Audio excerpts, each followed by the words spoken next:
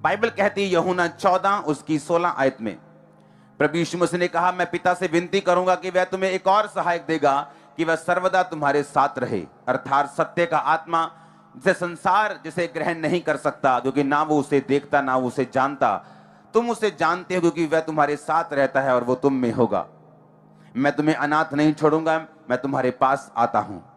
परमेश्वर ने कहा, मैं तुम्हें अनाथ नहीं छोड़ूंगा। उसने उन लोगों से नहीं बोला जिनके माता पिता नहीं थे, वो चेलों से बात कर रहा था और परमेश्वर कह रहा था कि मैं तुम्हें अनाथ नहीं छोड़ूंगा और मैं तुम्हें एक आत्मा दूंगा, एक सत्य का आत्मा दूंगा।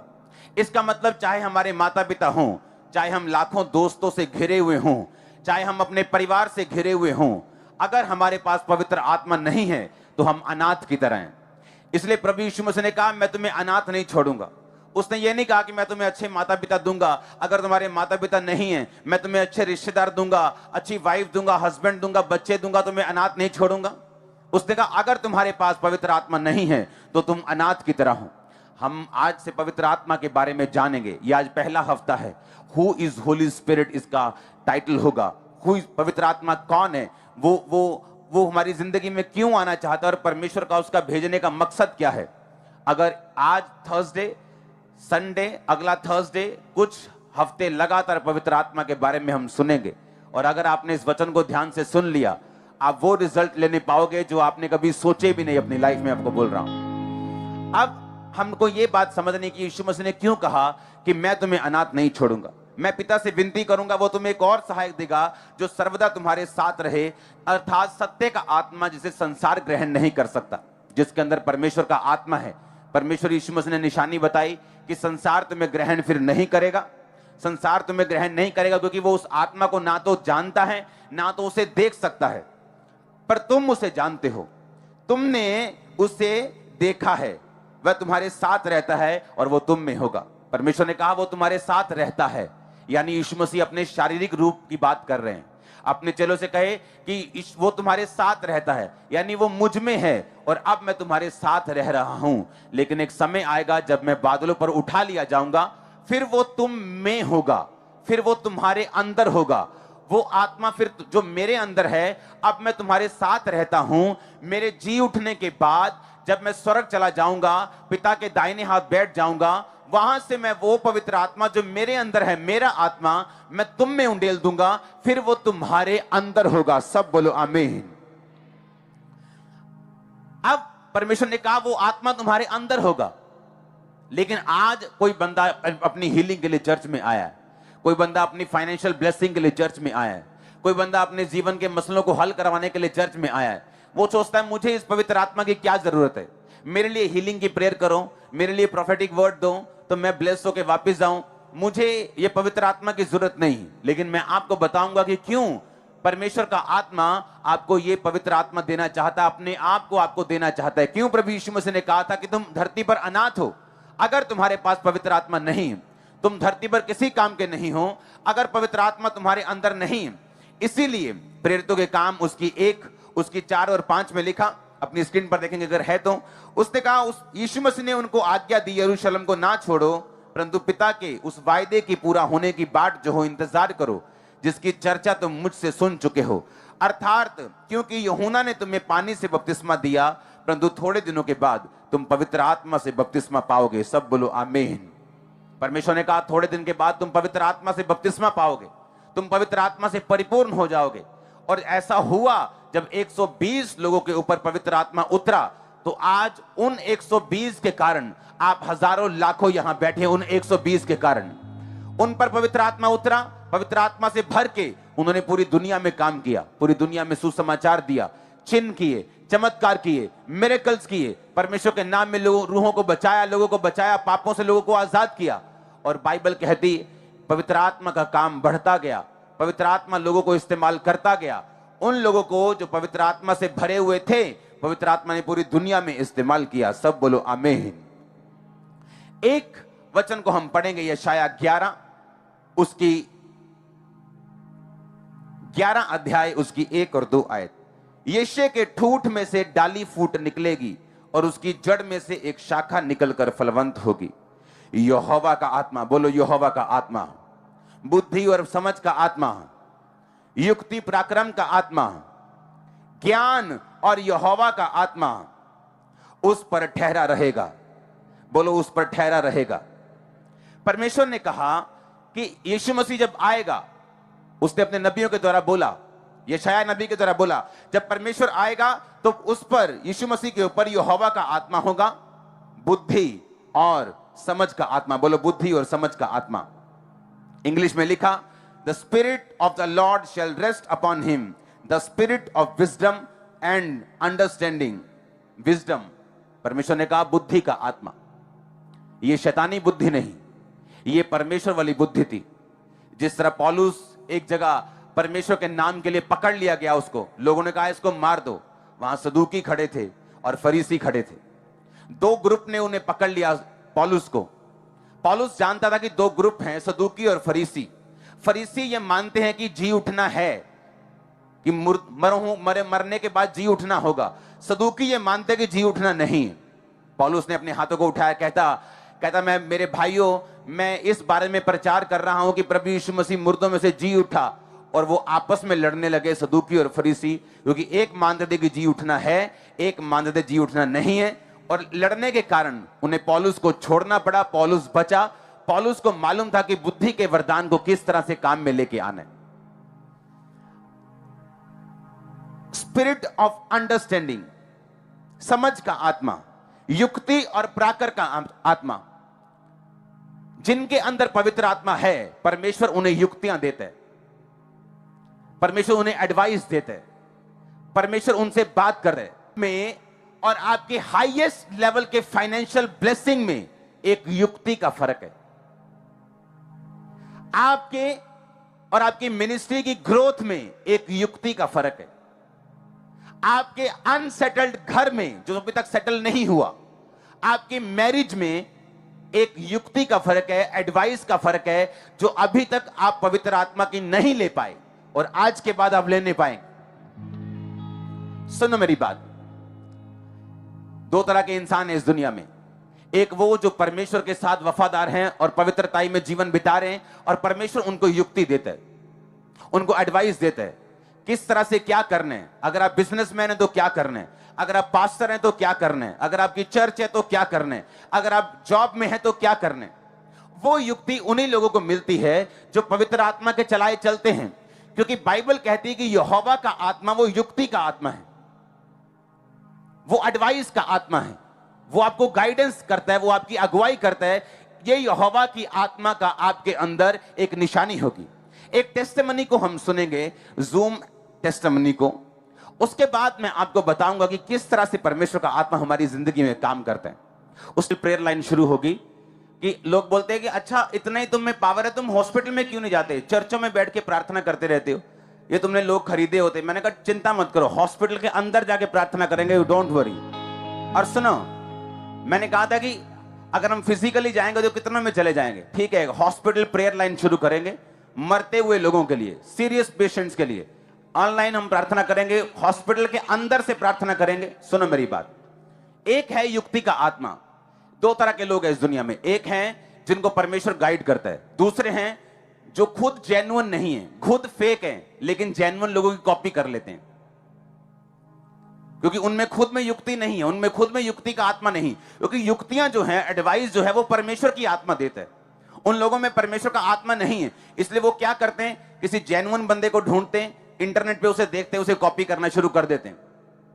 लेकिन अगर आप में युक्ति का आत्मा होगा, आप हमेशा नंबर 1 रहेंगे, ब्लेस्ड रहेंगे, ऊंचे रहेंगे। सुनो मेरी बात, मैं क्यों आपको यह सिखा रहा हूं। परमेश्वर ने कहा अब वो टाइम आ गया कि तू हॉस्पिटल प्रेयर लाइन को शुरू करे, और जो लॉकडाउन के नीचे देश हैं उनके लिए प्रेयर लाइन को शुरू करे। आज बहुत सारी टेस्टिमनीज आपने सुनी होंगी मेरे आने से पहले। ये एक टेस्टिमनी मैंने कहा ठीक है, मैं लोगों को खुद आके दूंगा। आपने देखा उसके जो लंग्स थे वो पत्थर के थे, वो डेड था बेबी, उसे 72 आवर्स का टाइम दिया गया था, और आपने उसकी फादर की शक्ल देखनी थी जब मैं उस पे ले हैंड कर रहा था। परमेश्वर जब आपको युक्ति देता है तो वो युक्ति हेवनली होती। आप किसी की कॉपी नहीं मारते, क्योंकि जो जिनमें परमेश्वर का आत्मा नहीं है, जो इस प्रिटेंड करते हैं कि उनमें परमेश्वर का आत्मा है लेकिन है नहीं, उनको कॉपी करना पड़ता है, या आप अपने मेंटर की कॉपी करते हैं। दो तरह के लोग कॉपी करते हैं इस दुनिया में, या तो वो जो अपने मेंटर को कॉपी करते हैं, अपने अगुए को, अपने स्पिरिचुअल फादर को, या वो जिनके अंदर परमेश्वर का आत्मा नहीं है लेकिन वो चाहते हैं कि ऐसे काम हमारी सेवकाई में, हमारी लाइफ में भी, हमारी मिनिस्ट्री में भी हो। अब मैं आपको बताता हूं, कल मैं परसों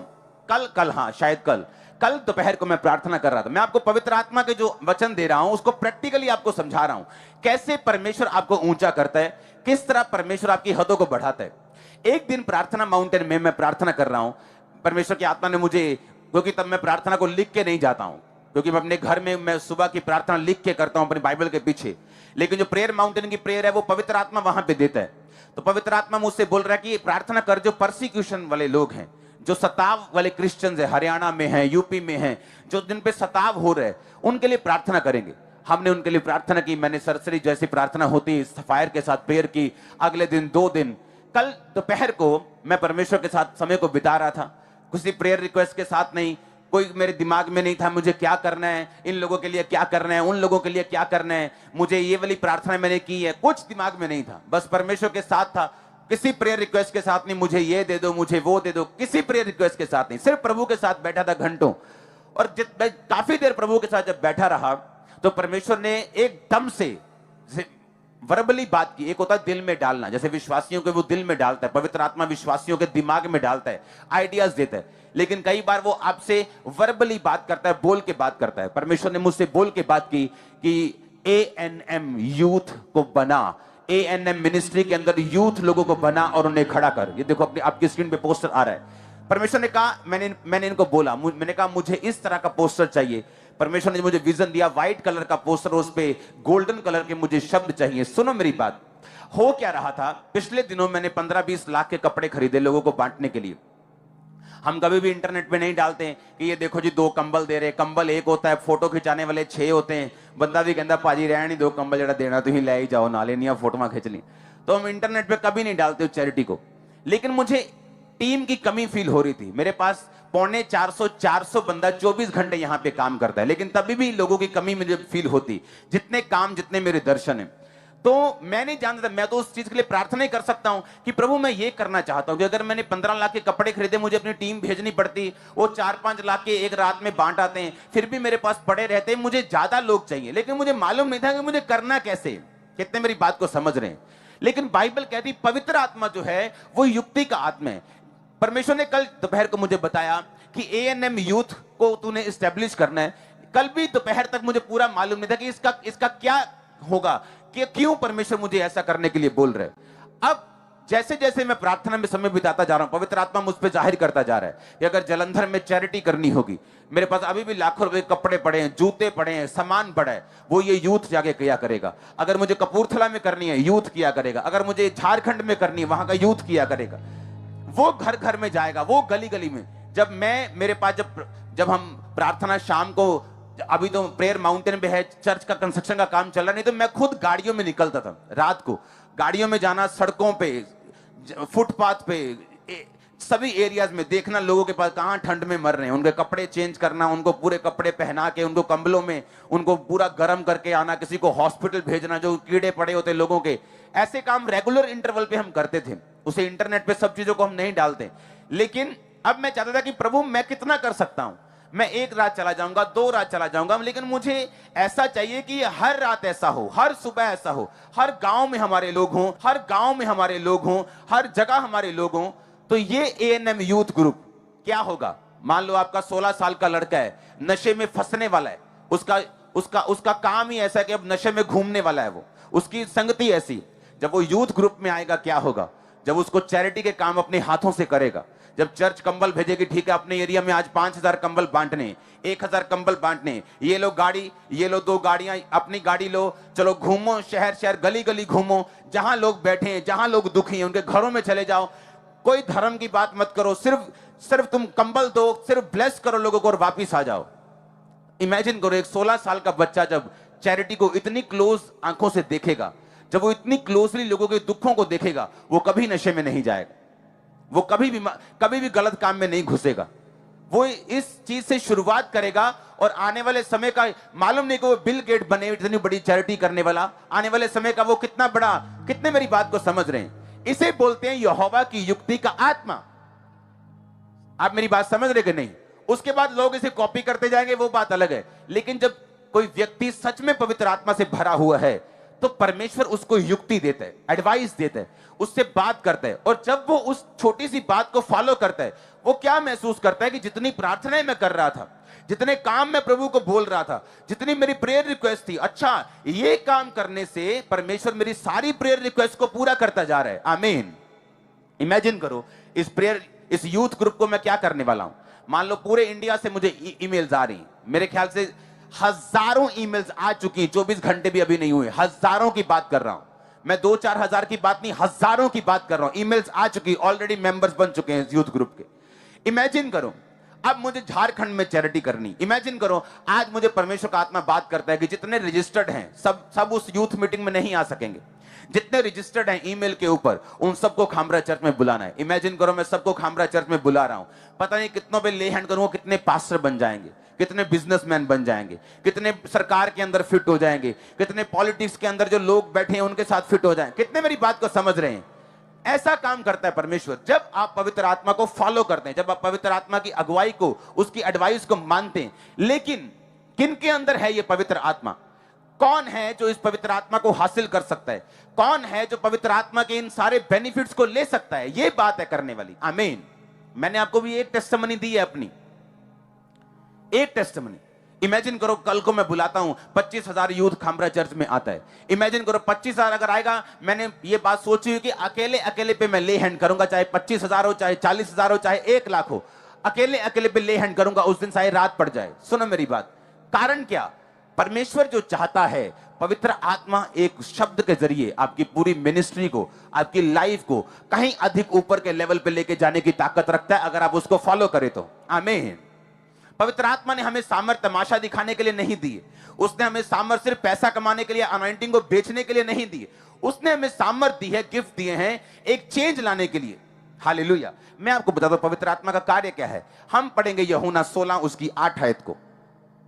उसमें हम एक वचन को ध्यान से देखेंगे कि उसमें परमेश्वर एक खास चीज को हमको बोल रहे कि पवित्र आत्मा का हमें मालूम होता है कि वो हमारी जिंदगी में क्या करने के लिए आया। यूहन्ना 16 उसकी 8 आयत को मैं यहां पे पढ़ूंगा।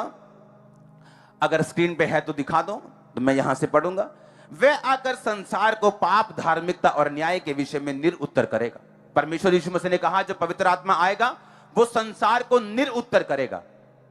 कैसे? लोग बोलेंगे ओ यीशु मसीह तो ऐसा है, लोग बोलेंगे ओ तेरा धर्म तो ऐसा है। लेकिन जब वो आपके साथ बात करेंगे उन्हें मालूम होगा कि हम धर्म की नहीं, हम यीशु मसीह की बात कर रहे हैं।